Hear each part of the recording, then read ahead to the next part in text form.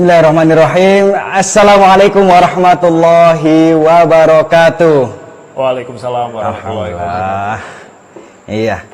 Ya, alhamdulillahirrahmanirrahim, teman-teman semuanya yang sudah hadir, baik yang di forum live di Facebook maupun kemudian teman-teman yang hadir di sini, teman-teman kru semuanya yang bertugas, termasuk khusus pembicara kita, narasumber kita, Mas Nukman Iskandar.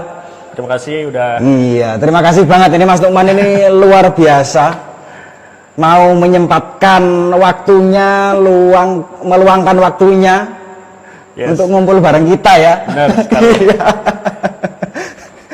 Iya, salam kenal Mas Nukman. Saya Sodik, Cak Sodik. Kalau Mas Nukman udah kenal sama saya, mungkin ini. Kalau kenalan. saya Cak Ebi. Tadi kalau bilang Cak, saya juga Cak ini. Assalamualaikum.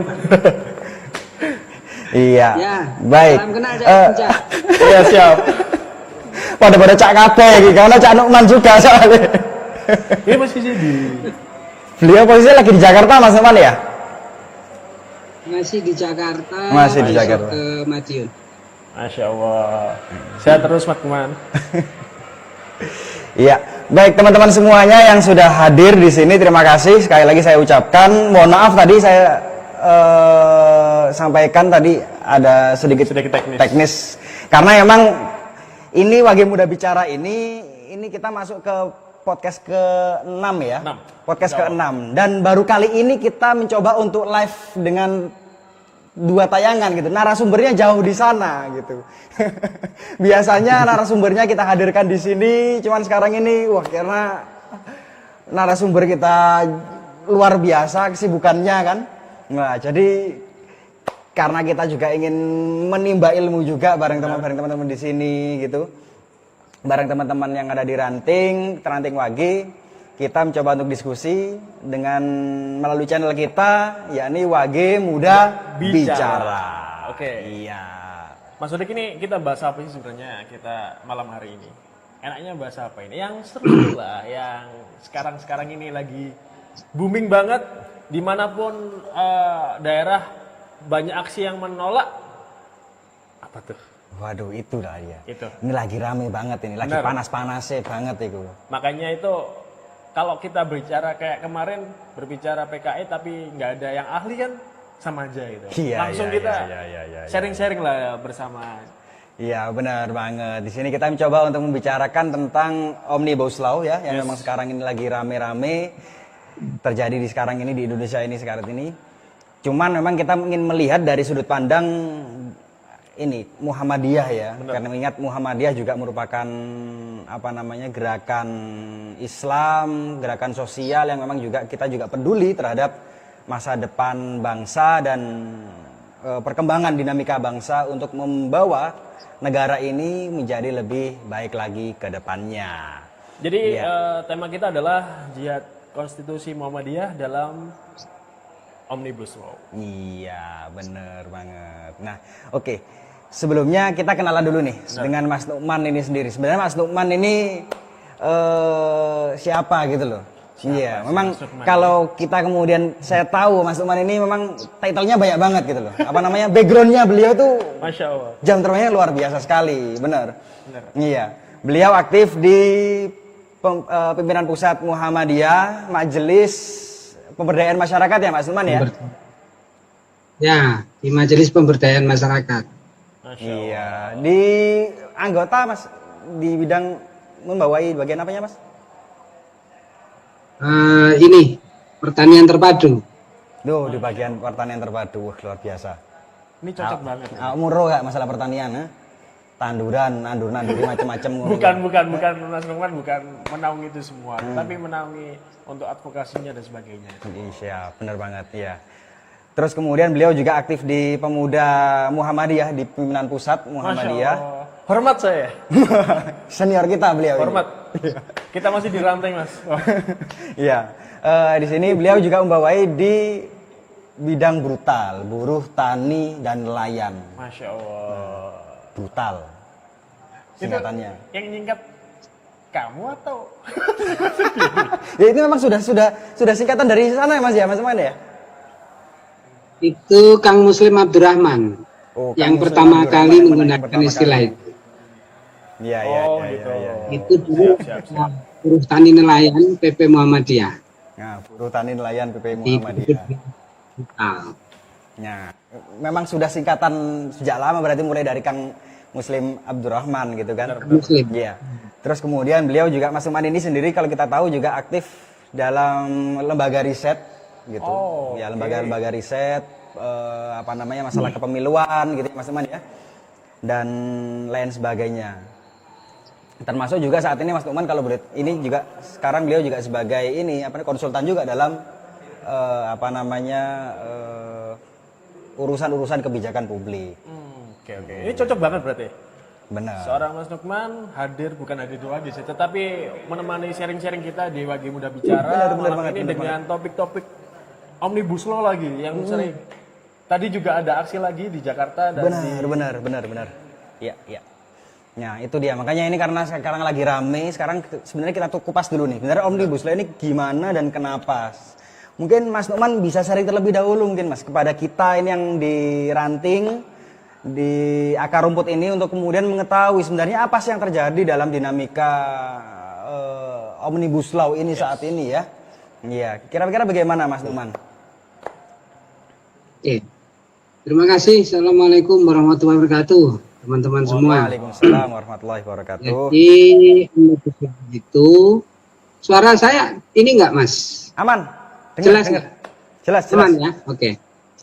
Jadi Omnibus Law itu hadir dari permasalahan yang dihadapi oleh pemerintah kita dengan banyak sekali aturan perundang-undangan yang tumpang tindih. Ini kita belum bicara soal mendukung atau menolak, tapi kita bicara tentang permasalahan yang terjadi. Kenapa undang-undang Omnibus Law itu hadir? Di permasalahan misalnya begini, izin A gitu, itu harus melewati banyak sekali pintu yang menjadikan ekonomi menjadi terganggu. Berbeda dengan beberapa negara di Asia Tenggara yang ketika mereka investor itu masuk bisa gitu, begitu cepat untuk diberikan izin dan sebagainya. Karena itu istilah Omnibus Law itu bisa kita sebut dengan undang-undang sapu jagat. Yang sebenarnya Omnibus Law itu ada beberapa undang-undang.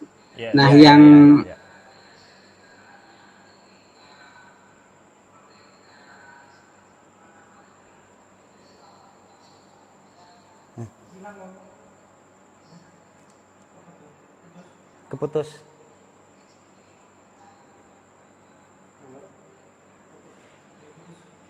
Mas Numan. Ya, nampaknya kita agak sedikit terputus. Oh, itu udah muncul lagi. Oke. Iya, oke Mas Numan. Siap. Ya. Nah, Omnibus Law itu mencoba menembus batas-batas aturan perundang-undangan yang tumpang tindih itu.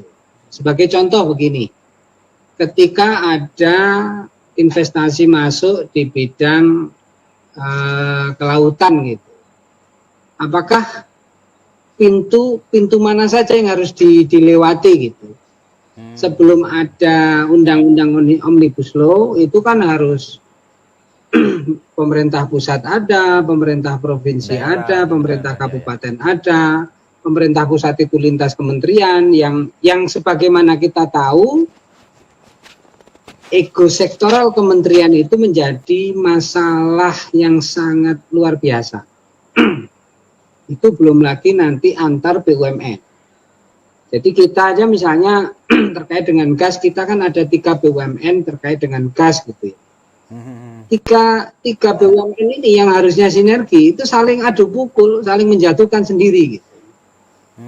Jadi Omnibus itu semangatnya begitu, menjembatani undang-undang. Nah, siapa yang paling berkepentingan di sini ya, karena ini terkait dengan investasi ya. Konsepnya adalah ketika investasi masuk ya, izin itu masuk di BKPM yang dipimpin oleh Mas Bahlil. Keluarnya itu juga tetap melalui BKPM. Jadi pintu masuk dan pintu keluar itu sama-sama masuk di BKPM. Ya, Nah, menjadi satu pintu gitu, Mas, biasanya sebelum undang-undang ini lahir gitu, itu kan ada dinas perhubungan, dinas kelautan, dinas apa gitu dan sebagainya gitu. Itu harus diurusi di kementerian itu sendiri. Nah, dengan adanya BKPM, segera perizinan dan sebagainya itu nanti ditarik ke BKPM. Kalau kita mendengar konsep ini, itu sama seperti Dinas Perizinan Kota Yogyakarta waktu itu ya. Oke. Dinas Perizinan Kota Yogyakarta pada saat awal kita melakukan penelitian sebelum ada Dinas Perizinan, ini kan kita harus ke Dinas Pendidikan, ke Bapeda Provinsi gitu ya, yang di Yogyakarta gitu. Itu menjadi pintu yang lama, pintu yang banyak sekali pintu yang harus kita lalui. Karena itu lahirlah Dinas Perizinan yang semuanya kalau kita penelitian ya kita cukup ke Dinas Perizinan dan kemudian selesai di situ. Nah, itu kira-kira semangat yang diambil ya, kenapa Undang-Undang Omnibus Law ini hadir. Jadi permasalahannya itu sebenarnya paling utama. Nanti itu akan kemudian berkembang. Karena itu ada banyak sekali undang-undang yang direvisi melalui undang-undang ini gitu. Biasanya kan begini. Revisi undang-undang itu ada undang-undangnya, kemudian direvisi hanya terbatas pada undang-undang itu. Misalnya undang-undang ITE gitu. Kemarin kan direvisi. Hanya undang-undang ITE saja yang direvisi. Kemudian undang-undang penyiaran yang sudah berapa puluh tahun ini nggak selesai. Nah, itu kan dibuat revisi lagi, ya, tapi nggak selesai juga gitu. Biasanya kan revisi undang-undang hanya menyangkut undang-undang itu. Nah, undang-undang Omnibus Law itu melakukan revisi terkait dengan banyak sekali undang-undang, ya, yang itu dijadikan dalam satu undang-undang revisinya. Oke. Makanya ya, sehingga diharapkan dengan membaca Omnibus Law ini selesai persoalan itu. Nah, detailnya, itu yang menjadi masalah yang kemudian dikritik oleh masyarakat dan para buruh. Detail ya, terkait dengan isi pasal dan sebagainya, itu yang kemudian dikritik. Tapi kalau semangatnya begitu, Mas Sadik. Ya, jadi karena emang ingin meringkas ya dalam konteks hal ini mungkin karena emang kalau saya lihat trennya kayaknya emang pemerintah saat ini sukanya untuk meringkas-ringkas skema perizinan gitu loh. Kurang lebih karena emang gini juga Mas Numan. Dinamika pemerintahan sekarang ini kan juga kemarin sempat juga menerbitkan OSS gitu ya Mas ya. Yang mempermudah skema perizinan dalam berbagai macam hal apapun yang ada. Jadi one way service gitu loh. Jadi satu pintu. Ya, mungkin juga dalam konteks ini lebih pada investasi ekonomi mungkin ya kali ya. Kurang lebih seperti itu ya Mas ya. Nah, kenapa kemudian diprotes ya? Kan ada dua hal nih yang harus diperhatikan oleh pemerintah. Pertama adalah soal pertumbuhan ekonomi. Jadi ekonomi kan harus tumbuh, Mas. Itu yang harus menjadi perhatian pemerintah. Yang kedua itu soal keadilan. Dua hal ini biasanya itu saling bertolak belakang. Jadi ada pemerintah yang kemudian begitu mengejar pertumbuhan ekonomi dan sebagainya, keadilan menjadi terabaikan. Itu yang menjadi salah satu masalah di dalam ekonomi kita. Karena itu pasal per pasal itu kita perlu membaca secara lebih detail seperti apa bunyi pasal itu. Apakah pasal itu, pasal-pasal yang di dalam undang-undang ini Pertama, dia benar-benar menjadi pasal yang mempercepat pertumbuhan ekonomi, sekaligus mengandung prinsip-prinsip keadilan. Keadilan itu tadi. Nah, Ya. dua hal itu. Nah, kalau kemudian hanya satu hal saja yang dimasukkan di dalam undang-undang itu, nah itulah yang kemudian diprotes karena dianggap tidak adil. Makanya kan muncul di dalam masyarakat kita, undang-undang ini pro terhadap pengusaha tetapi tidak pro terhadap buruh dan sebagainya. Ya. Nah, karena itu ya, dua hal ini yang memang harus menjadi catatan kita kalau kita membaca undang-undang. Nah, proses begini, Mas. Proses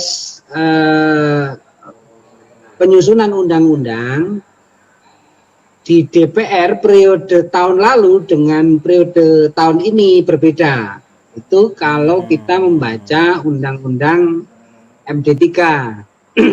Iya. Kalau dulu, nah agak berbeda, Mas. Jadi kalau dulu ketika membahas undang-undang itu kan antara usulan pemerintah dengan usulan DPR. Nah, DPR itu siapa yang berkepentingan atau yang tahu terhadap undang-undang itu biasanya di dalam komisi-komisi, ada 11 komisi di DPR. Nah, tugas badan legislasi itu hanya melakukan sinkronisasi, terus penyesuaian, penyelaras dan sebagainya. Nah, tetapi di periode akhir kemarin 2019 itu kan ada perubahan undang-undang MD3. Nah, di dalam undang-undang MD3 itu disebutkan kewenangan legislasi yang dimiliki oleh badan legislasi. Sehingga undang-undang ini tidak lagi dibahas di komisi, tetapi dibahas di dalam badan legislasi. Itu perbedaan antara periode yang lalu dengan periode yang sekarang. Jadi badan legislasi ini semua undang-undang tanpa melibatkan komisi itu dimungkinkan. Ini kan tinggal di-share aja lah ya kekuatan di situ. Misalnya undang-undang terkait keamanan laut misalnya yang harusnya dibahas di Komisi 1 karena Komisi 1 itu mitra kerjanya keamanan laut. Tapi karena kewenangan itu menjadi milik badan legislasi, ya yang paling berhak membahas keamanan laut ya undang-undang itu adalah badan legislasi. Iya, jadi memang sekarang kayaknya Balek atau badan legislasi itu punya power banget, Mas ya? Ya, sekarang memiliki power banget. Sama seperti sebelum 2014. Jadi balik lagi, sebelum 14 kan powernya gede gitu. Betul. Terus iya, 2014-19 dikurangi, sekarang balik lagi. Nah, kira-kira gitu, Mas, terkait dengan kewenangan badan legislasi. Nah, undang-undang itu lahir dari dua pihak. Nggak mungkin undang-undang itu lahir hanya dari DPR saja atau pemerintah saja. Jadi kan harus dimasukkan dulu dalam program legislasi nasional. Kemudian kalau itu masuk dalam program legislasi nasional, dia harus menjadi undang-undang prioritas apa enggak. Kalau prioritas, dia akan didahulukan pada tahun tersebut, pada satu tahun Nah, karena harus didahulukan itu, maka dia bisa dikebut dan sebagainya. Yang sebenarnya kalau kita bercermin dari undang-undang revisi KPK ini, undang-undang MD3, kemudian undang-undang Cipta Kerja ini, semua undang-undang itu bisa dikebut kok, Mas, di DPR itu. Asal memang punya kemauan untuk segera menyelesaikan undang-undang itu. Nah, kayak skripsi, Mas, kayaknya, Mas ya. Dua pihak itu kan ketemu nih, Mas, dengan pemerintah. Ini akan mencari titik temu apa yang menjadi perspektif DPR dan apa yang menjadi perspektif pemerintah. Sebagai contoh begini, Mas, saya terlibat dalam penyusunan undang-undang pengelolaan sumber daya nasional untuk pertahanan negara, atau kita sebut dengan undang-undang bela negara itulah. Yes. Oke, ya, Pemerintah menggunakan diksi ancaman pemerintah itu adalah radikalisme. Ya kan, istilah yang digunakan kan itu waktu itu. Ini waktu penyusunan ya. Tetapi istilah itu kemudian ditolak oleh DPR karena istilah radikalisme itu tidak sering disalahgunakan di dalam masyarakat, dan orang nggak tahu disebut radikalis itu seperti apa gitu. Akar masalah itu kan radikal gitu ya. Tapi menjadi masalah ketika itu menjadi stigma terhadap kelompok tertentu. Karena itu istilah itu sendiri, Mas. Istilah radikal itu kemudian dihapus. Karena itu kalau kita membaca undang-undang PSDN ini, kita akan tahu itu masukan dari pemerintah, masukan dari DPR yang disetujui oleh pemerintah. Jadi ancaman negara itu apa saja gitu, baik yang militer maupun non militer. Nah kira-kira gitu Mas penyusunannya. Nah ketika ini sudah selesai dari awal sampai akhir ya, dasarnya adalah harus ada naskah akademiknya ya. Satu-satunya undang-undang yang tidak perlu naskah akademik adalah APBN, Mas. Nah, itu nggak perlu. Tapi selain APBN, itu harus ada naskah akademiknya. Karena naskah akademik APBN itu ada di RPJMN. Nah, itu gambarannya kan lebih besar gitu. Nah, setelah ketemu kemudian, ya kalau pembahasannya di komisi maka ditetapkan menjadi keputusan komisi, kemudian dimasukkan di dalam balik. Nah, kalau di balik sudah selesai, itu selesai di pembahasan tingkat pertama. Karena sudah selesai, badan musyawarah itu memutuskan kapan dilakukan paripurna untuk pengesahan undang-undang itu ditetapkan menjadi undang-undang, RUU ditetapkan menjadi undang-undang. Nah kira-kira gitu Mas prosesnya. Jadi tidak mungkin undang-undang itu lahir tanpa ada kehadiran salah satu pihak. Harus ada dari pemerintah maupun dari DPR. Nah siapa pemerintah itu? Nanti kita bisa baca dokumen. Pemerintah yang dimaksud adalah menteri yang ditunjuk mewakili presiden. Jadi presiden menunjuk menteri ini untuk membahas ini gitu. Itu ada dokumennya, banyak sekali. Teman-teman bisa mengakses di situs DPR. Nah, kalau pembahasan itu memang harus dilakukan di DPR, Mas. Oke. Kalau dilakukan di luar DPR itu tidak sah. Jadi kenapa kemudian teman-teman melakukan aksi demo dan sebagainya? Ya karena memang pembahasannya di DPR. Tidak sah kalau dilakukan di luar DPR gitu Mas. Nah karena itu kemudian aksinya dilakukan di DPR. Tetapi di DPR itu siapa yang membahas? Bukan DPR sendiri, tapi harus ada pemerintah. Nah itu Mas kira-kira mekanisme penyusunan sebuah undang-undang. Oke. Nah, dalam hal ini Mas, kalau kemudian yang kemarin sempat ramai adalah Omnibus Law ini itu tidak ada keterlibatan publik yang kemudian muncul di sana. Nah, itu kira-kira gimana Mas? Karena kan memang tadi yang seperti disampaikan karena Balek ini punya bargaining position yang kuat sekali dalam hal perumusan undang-undang, dan memang itu kira-kira rumusannya gimana itu Mas? Oke, gini ya. Di dalam badan legislasi itu dibuat namanya panja. Panja itu kelompok kecil lah. Jadi anggota Balek itu kan ada sekitar 75 orang gitu. Dari 9 fraksi yang ada. Nah, panja itu dibuat lebih sederhana. Orang-orang yang berdasarkan representasi partai. Jadi tidak hanya 75 lagi, tapi menjadi ya sekitar 20 atau 30 orang gitu, untuk membahas undang-undang itu dipanja namanya. Jadi setiap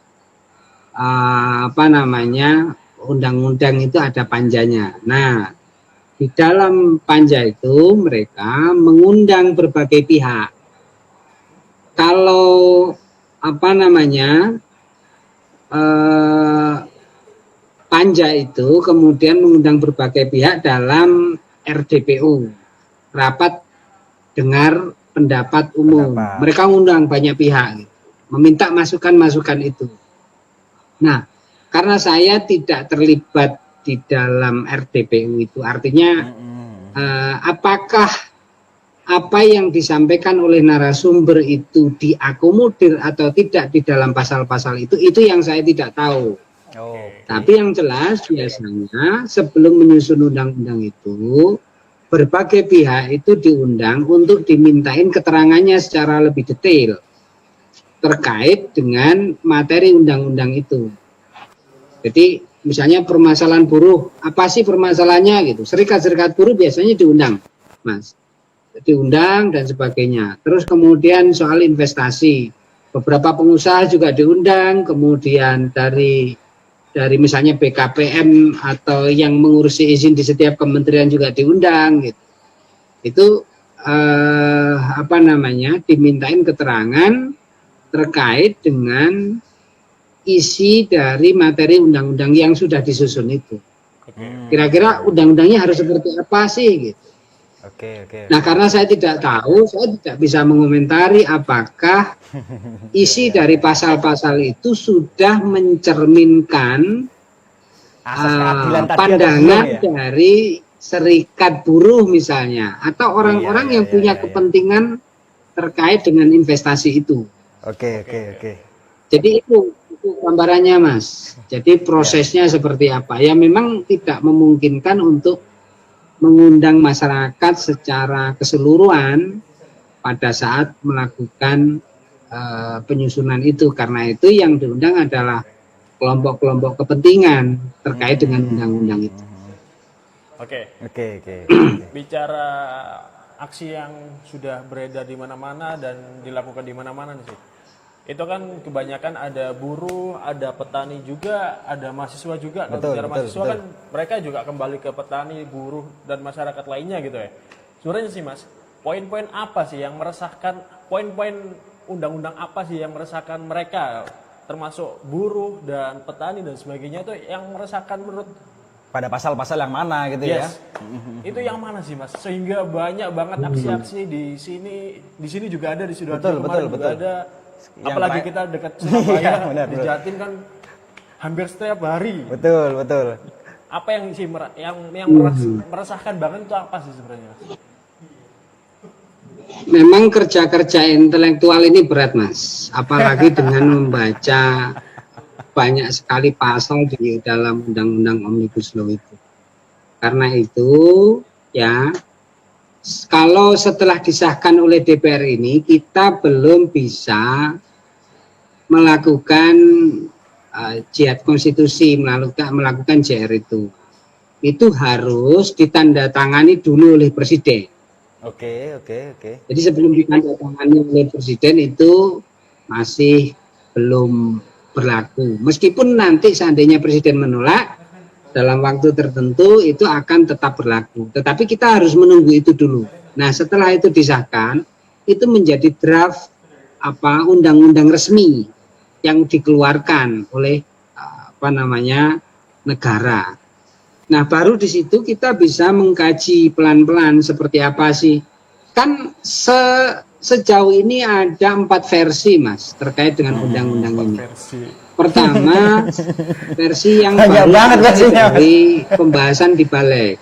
Oke. Itu yang 900 gitu. Ya, benar. Terus versi kedua itu adalah yang 1030-an itulah. Itu sebelum disahkan. Masih menjadi draft RUU, Mas ya? Ya, di draftnya. Kemudian setelah disahkan itu muncul 800 kan ada yang 800 kan itu, Mas? 120 lembar itu. 120-an lembar gitu, Mas. Terus yang terakhir itu ada 812. Iya, 800 Nah, ya. kita belum tahu. Ya. Kita mungkin akan melihat beberapa draft itu perbedaannya di mana. Kan nggak boleh ada perubahan dan sebagainya. Ya. Kalau itu dilakukan perubahan dan sebagainya, itu sudah cacat formil. Mas. Kalau sudah cacat formil, ya Mahkamah Konstitusi akan dapat dengan mudah membatalkan undang-undang itu. Karena nggak boleh sebuah undang-undang itu cacat formil. Kenapa ada versi-versi itu? Gitu. Kan gitu, Mas. Bahwa kemudian dari sisi redaksi dan sebagainya itu dilakukan perubahan oleh para tenaga ahli yang ada di Balik, ya. Tapi kemudian kalau ada perubahan ya signifikan gitu, beberapa teman mencoba membandingkan, ada di halaman 15 jika tidak salah, itu ada perubahan signifikan. Nah, kalau benar itu terjadi gitu, baru kemudian kita bisa melakukan elaborasi bahwa terjadi cacat formil di situ. Nah, kita belum bisa melihat itu, Mas, pasal per pasal dan sebagainya. Yang itu belum kita kaji, tetapi sekilas gitu memang banyak, karena ini kan undang-undang investasi, Mas. Jadi memudahkan bagaimana investasi itu datang, kemudian untuk bisa menggerakkan pertumbuhan ekonomi secara cepat pasca pandemi ini. Tapi ya itu sekali lagi kita perlu melakukan kajian lebih mendalam pada pasal-pasal mana yang bertentangan dengan Undang-Undang Dasar 1945. Oke. Ini Mas Lukman. Sembari menyambung tadi masalah berbagai macam versi tadi, Mas ya. Iya. Iya. Ini ada pertanyaan juga dari chat Facebook di Facebook. Ya. Iya. Jadi memang terkait problem hoax sebenarnya, Mas. Nah, itu. Nah, ini kan kemarin juga mungkin sempat ramai juga di Kompas TV itu terkait bahwa kepolisian itu kemudian mengklaim bahwa berbagai macam ada hoax di tengah masyarakat gitu ya. Terus kemudian dari pihak Kompas TV kemudian menanyakan ke pihak kepolisian itu, menyatakan hoax itu yang mana? Nah, karena memang berbagai macam versi itu tadi. Iya. Itu kan. Nah, ini kan jadi Iya. Oke. Nah, itu kan kurang lebih. Jadi kira-kira bagaimana itu, Mas, menyikapi dinamika banyak sekali informasi yang muncul ini, Mas? Suara saya bisa didengar nggak? Saya kok ada ini. Dengar Mas. Bisa didengar, Mas? Iya. Kedengaran. Mungkin bisa. Oke. Ya, gini, Mas. Hoax itu memang ada subjektivitas penegak hukum ya di kepolisian ini. Karena memang soal undang-undang ini, mana sih yang bukan hoax gitu. Ketika kita menyatakan undang-undang yang paling benar adalah yang baru selesai di Badan Legislasi ya, yang 100 halaman itu misalnya. Tapi kemudian kan ada ini. Nah, yang dimaksud hoax terkait dengan undang-undang itu apa? Karena memang tidak ada sumber informasi yang ini, Mas, yang valid terkait dengan sebenarnya undang-undang mana yang pasal-pasal mana yang memang sudah selesai gitu. Karena ada banyak versi itu. Nah, hoax itu terkait dengan sesuatu hal yang tidak benar. Sebenarnya kalau saya tidak setuju ya dengan istilah hoax yang digunakan oleh pihak kepolisian, teman-teman gitu ya, istilah hoax itu. Harusnya kita menggunakan bahasa yang lebih ini, Mas. Lebih soft gitu, Mas ya. Lebih jujur gitu. Iya. Oke. Hoax itu kan kata halus gitu ya. Kalau Kesannya kita hoax sih menyebutnya dengan gak jelas hoax gitu loh. gitu, orang kan akan ini Mas. Ya, Orang ya, akan ya, ya. berpikir gitu. Kalau orang hoax apa sih gitu.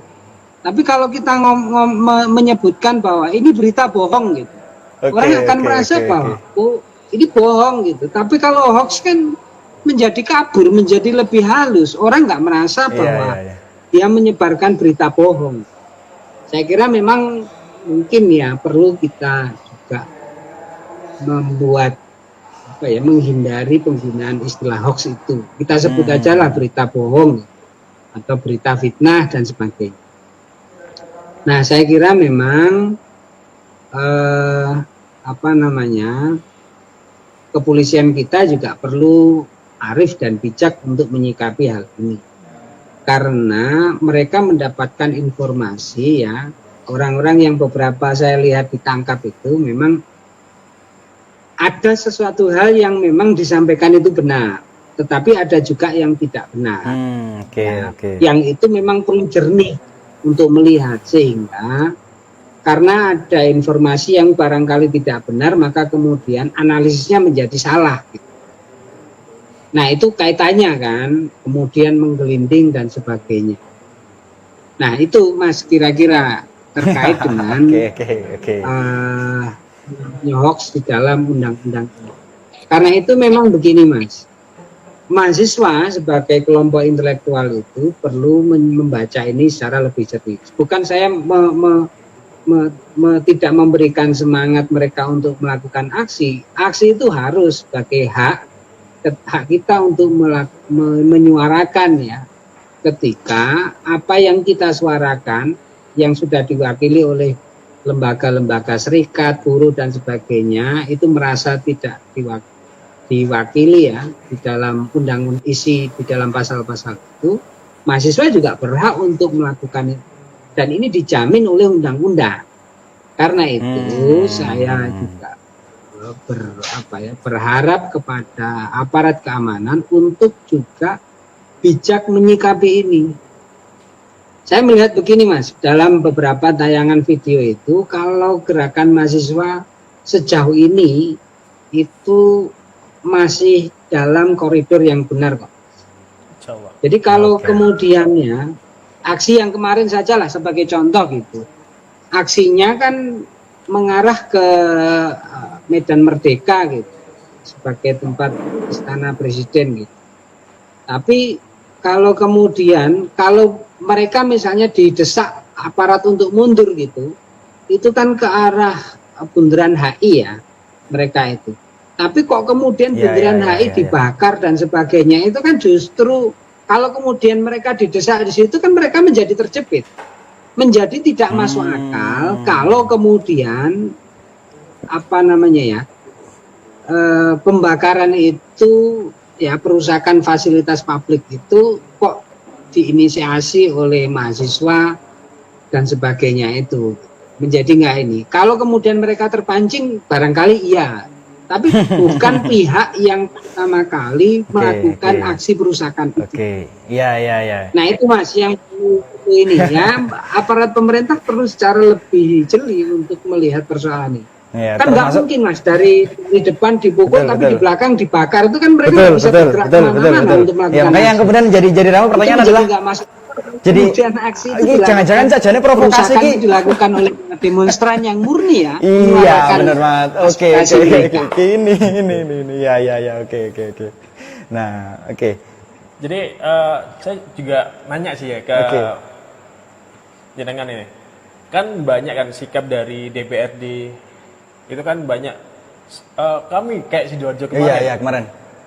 Kami dari anggota DPRD Sidoarjo menolak Omnibus Law gitu. Mahasiswa kan langsung tepuk tangan dan seakan-akan sudah selesai. Itu berdampak nggak sih sebenarnya itu Mas? Dari DPRD kan sudah banyak yang menolak dan sebagainya. Apakah itu berdampak positif untuk ke depan atau bagaimana? Apakah sia-sia pergerakan mahasiswa atau buruh dan sebagainya? Dijawab DPRD, saya menolak. Hanya beberapa sih, bukan keseluruhan DPRD, hanya beberapa. Apakah itu jalan baik atau masih jalan buntu yang tidak bisa Iya, aja PHP.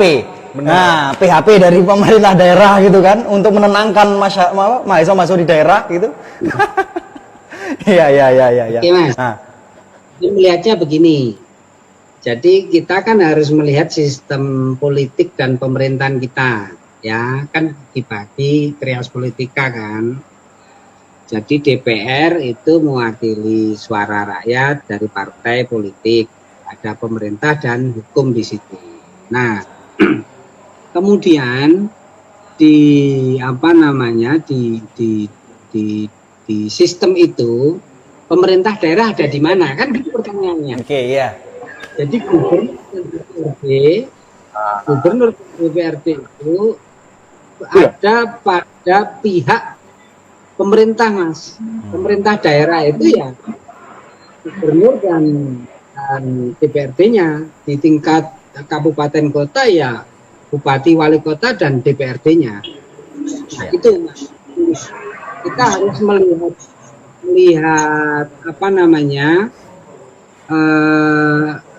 sistem politik dan pemerintahan kita kalau kita melihat itu. Nah, kemudian ketika DPRD, anggaplah wali kota, bupati dan sebagainya menolak itu bagian dari dia menyuarakan aspirasi melalui jaringan yang dimiliki, artinya melalui kewenangan yang dimiliki. Nah, ya, ya, ya, ya. karena apa namanya kewenangan yang dimiliki dia kan hanya bisa menyampaikan, Mas. Tetapi yang bisa membatalkan ya undang-undang ini ya atau yang menggugurkan ini ya tetap pada presiden, Mas. Karena setelah reformasi ini kewenangan presiden menjadi besar, karena presidensil. Dia bisa mengeluarkan. Kalau misalnya ini desakannya kuat gitu kan, presiden setelah dia tanda tangani gitu mengeluarkan perpu pembatalan misalnya, itu memungkinkan. Ya secara teori begitu, tapi menurut saya sih ya enggak, ini sudah menjadi usulan pemerintah kan gitu, Mas. Tetapi secara teori setelah ditandatangani dikeluarkan perpu itu memungkinkan secara teori. Realitasnya kok ya susah gitu ya. Iya, oke. Ini Mas, sekarang kemudian kita masuk ke dalam Muhammadiyah nih Mas. Nah, kemudian mengingat bahwa di Muhammadiyah itu kan kita mengenal konsep jihad konstitusi untuk kemudian melihat perkembangan dinamika perkembangan bangsa, ya kan. Nah, kemudian mungkin Mas Nukman bisa dijelasin kepada kita Mas yang di akar rumput ini, kemudian sebelumnya jihad konstitusi itu kira-kira seperti apa sih gitu ya, dan kemudian sampai sejauh mana ketika memang Muhammadiyah ini punya atau memiliki jihad konstitusi ini mampu memiliki peran dalam dinamikanya yang sekarang ini Omnibus Law masih apakah masih punya kekuatan? Betul ya, kurang lebih seperti itu. Kira-kira gimana Mas Nukman? Oke, begini. Jadi jihad konstitusi adalah jihad untuk menegakkan konstitusi. Ketika misalnya undang-undang yang dibuat oleh pemerintah dan DPR itu dipandang tidak sesuai dengan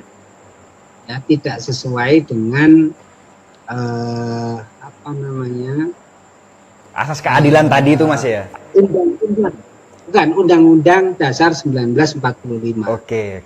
Nah, undang-undang dasar 1945 itu kan ada peran Muhammadiyah di situ. Dan Muhammadiyah memiliki kewajiban ya untuk menjaga undang-undang itu tetap mencerminkan seperti para founding father kita. Itu ada banyak kan peran Muhammadiyah di situ dalam penyusunan Undang-Undang 1945. Karena itu menjaga konstitusi.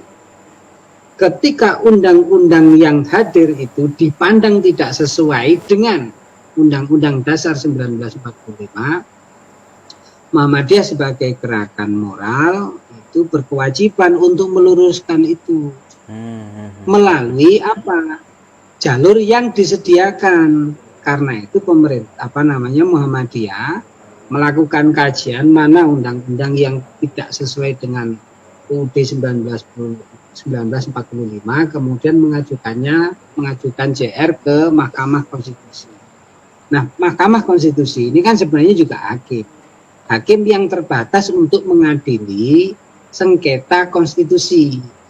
Nah, dasar yang digunakan oleh Mahkamah Konstitusi adalah apakah sebuah undang-undang itu sudah sesuai atau justru berseberangan dengan Undang-Undang Dasar 1945. Nah, itu alurnya, Mas. Kenapa Muhammadiyah punya konsep jihad konstitusi? Ya, selain itu juga di Muhammadiyah, ya, gerakan Islam, gerakan moral, yang itu memang semua dilakukan tanpa sesuai dengan jalur gitu, Mas. Sesuai dengan konstitusi di mana Muhammadiyah bisa berperan di situ. Jadi itu kerangka Muhammadiyah dalam melakukan jihad konstitusi. Itu menjadi panggilan moral tersendiri bagi Muhammadiyah. Kemudian seperti apa sih strateginya ya? Nah, ini biasanya memang Muhammadiyah membentuk tim tersendiri, kemudian untuk melakukan kajian-kajian itu. Ya, seperti yang dulu lah, pernah dalam Undang-Undang ESDM yang waktu itu dipandang, wah ini tidak mencerminkan keadilan sosial. Ya. Terus, terakhir mungkin kemarin HIP, Mas ya, yang haluan, yang perihal masalah. Iya. Bahwa di dalam pasal-pasal undang-undang itu harus mencerminkan dua hal. Pertama adalah soal keadilan itu tetap harus ada, kemudian berorientasi pada pertumbuhan itu ada. Nah, sama kalau salah satu pihak itu dihilangkan gitu, orang bisa melakukan JR karena salah satu prinsipnya itu tidak terpenuhi di situ. Setelah mengumpulkan, melakukan kajian dan sebagainya, itu dilakukan sesuai dengan salurannya. Jadi kalau kan nggak mungkin sekarang langsung dilakukan JR ketika belum ditandatangani oleh presiden. Jadi nunggu ditandatangani oleh presiden dulu, Muhammadiyah. Kemudian itu kan sudah resmi ya. Kemudian Muhammadiyah melakukan kajian secara lebih komprehensif, mana pasal-pasal yang tidak mencerminkan keadilan itu yang bertentangan dengan Undang-Undang Dasar 1945. Baru kemudian diajukan kepada Mahkamah Konstitusi. Itu, Mas. Oke. Ya. Kemudian kalau kita melihat ini ya perkembangannya, bahwa memang perjuangan Muhammadiyah untuk masalah dalam skema jihad konstitusi ini dikontekskan dengan perkembangan dan dinamika bangsa yang ada saat ini juga. Memang sampai sejauh mana sih, Mas, kalau boleh tahu nih,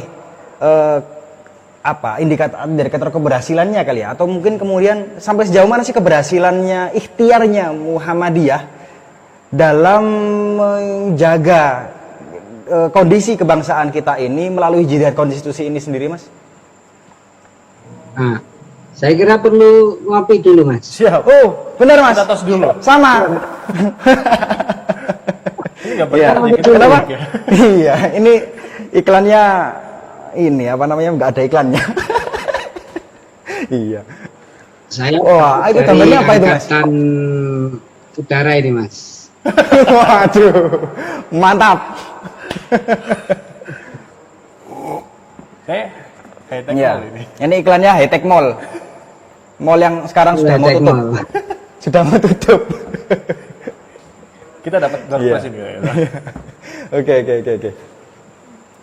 Kita lanjutkan lagi. Jadi kalau diukur dari keberhasilannya seperti apa dan sebagainya, sebenarnya tidak diukur dari hasil dari apakah itu diterima atau enggak JR-nya ya.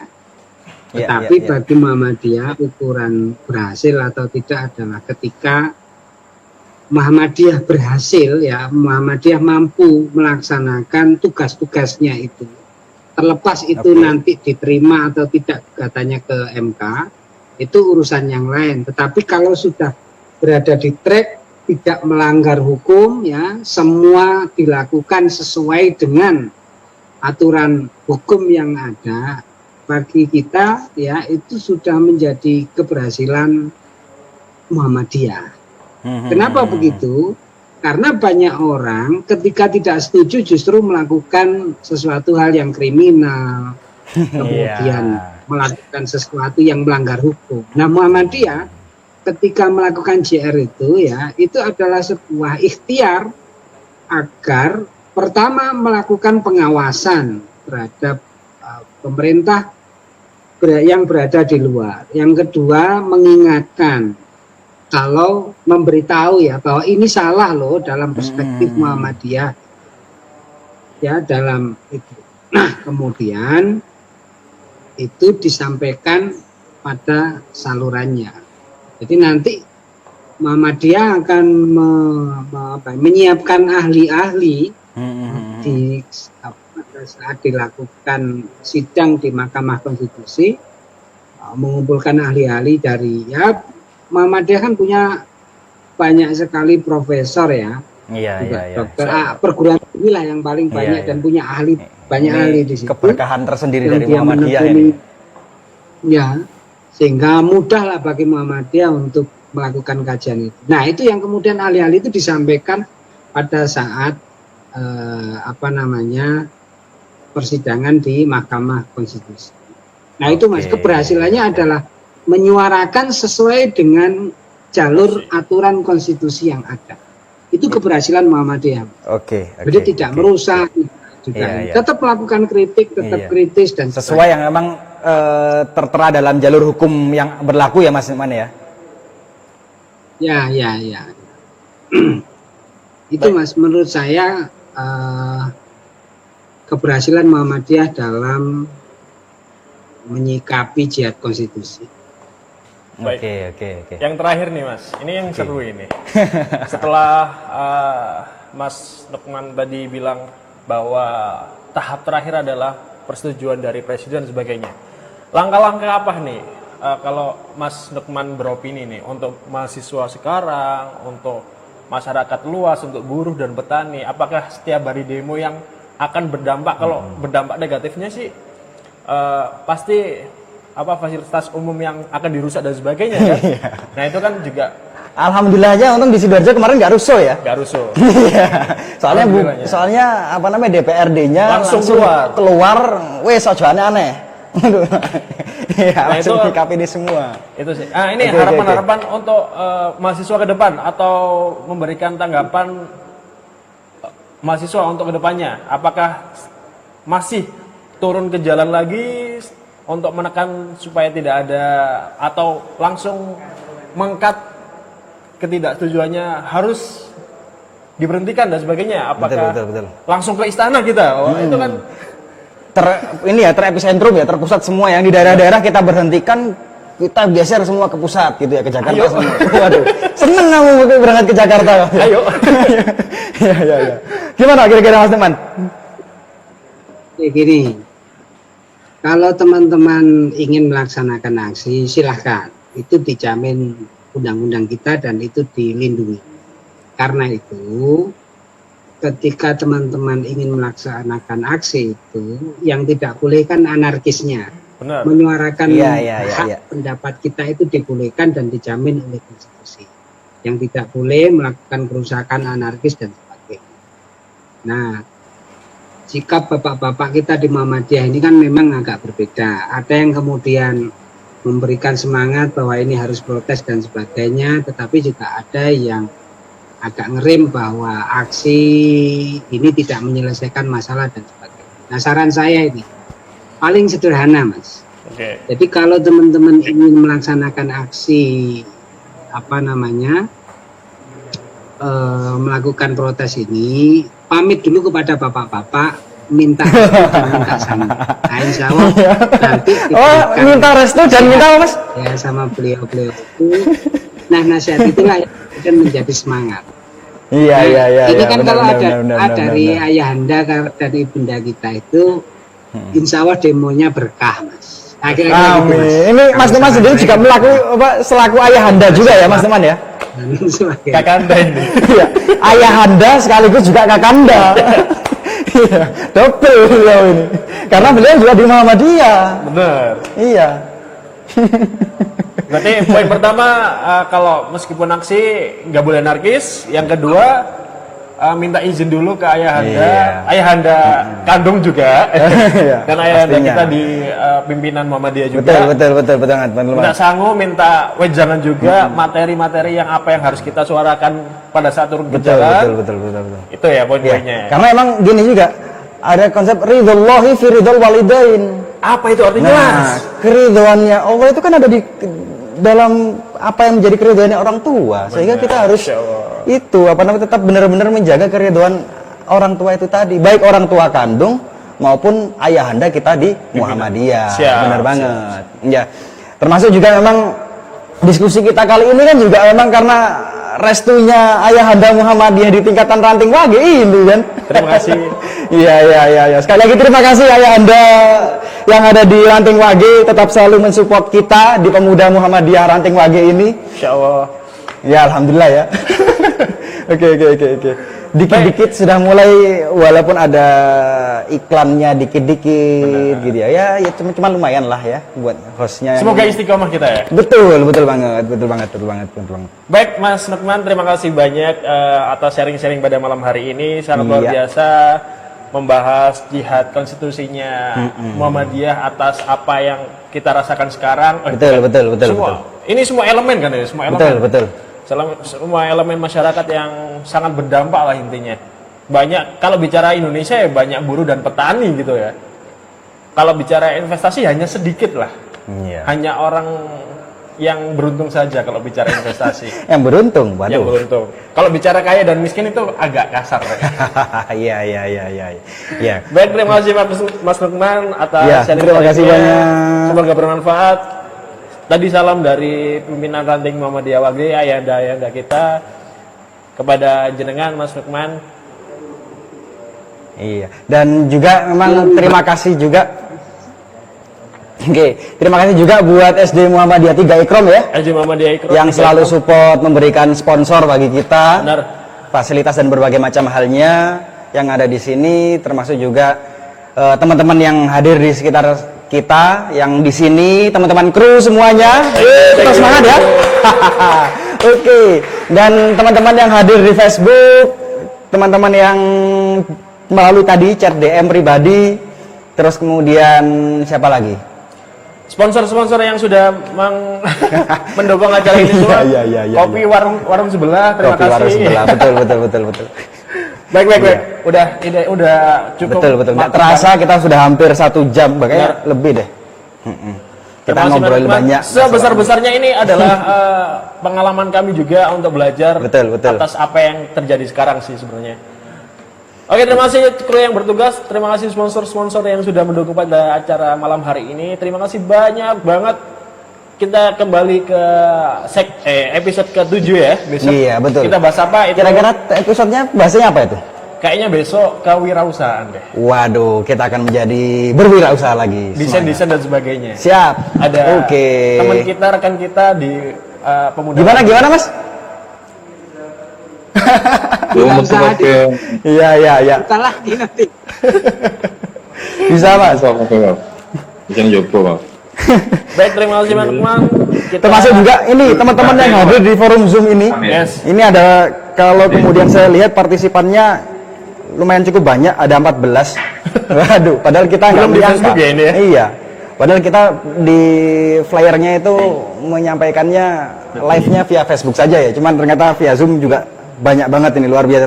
Terima kasih juga buat ini ada Mas Fahmi, Mas Bromo, Mbak siapa ini? Mas Aris, kemudian Mas Fahmi Firmansyah, Mas Edward Pahlevi, Muhammad Hima, NNS, dan Pijar Aksara. Baik. Oh ini. Iya. Apakah kita besok akan ke Jakarta? Waduh. Nanti dulu, tahan dulu. Iya. Baik, kita akan bertemu di episode selanjutnya. Tetap stay tune di Facebook. Iya. Fastabiqul khair. Betul. Dan teman-teman semuanya jangan lupa untuk tetap menjaga protokol kesehatan pastinya ya.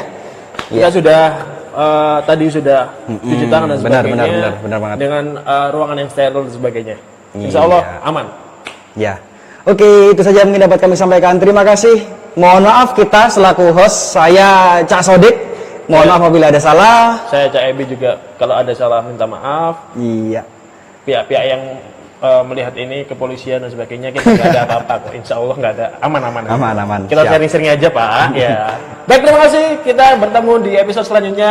Wage Muda Bicara. Assalamualaikum warahmatullahi wabarakatuh. Terima kasih semuanya.